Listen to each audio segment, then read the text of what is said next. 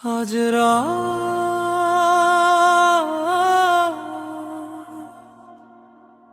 আমি ফখরুল খান।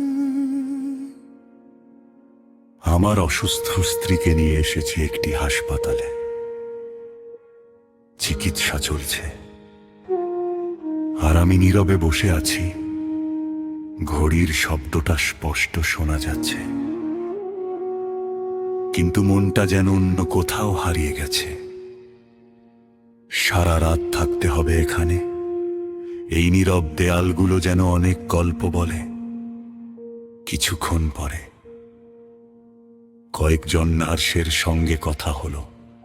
তারা হাসি মুখে কাজ করে, কিন্তু সেই হাসির আড়ালে কত কষ্ট আছে। আজ সেটা অনুভব করলাম।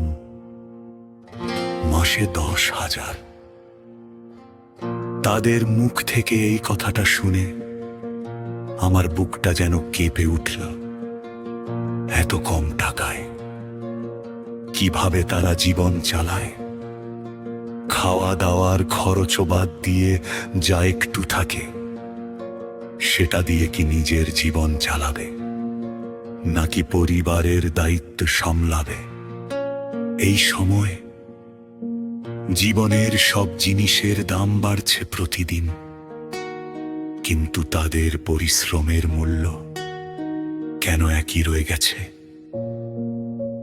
মা বাবা কত আশা নিয়ে সন্তানকে পড়াশোনা করায়, নিজেদের সবকিছু ত্যাগ করে একটা ভালো ভবিষ্যতের জন্য। কিন্তু আজ সেই স্বপ্নগুলো বাস্তবতার সামনে এত ছোট হয়ে যায় কেন? এই রাতে রোগীর পাশে বসে আমি ফখরুল খান অনেক কিছু অনুভব করলাম। জীবনে কিছু মানুষ আছে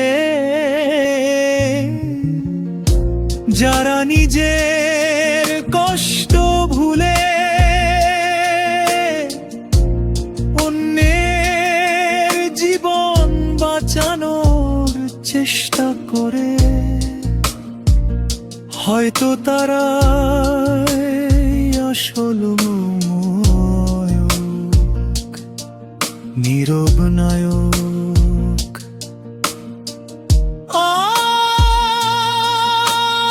আজ আমি শিখলাম টাকা সব কিছু নয়,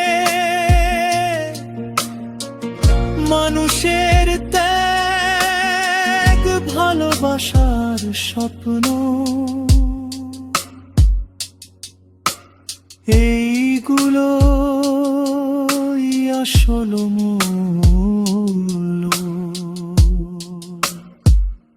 আর এই রাত আমার জীবনে এক গভীর ছাপ রেখে গেল।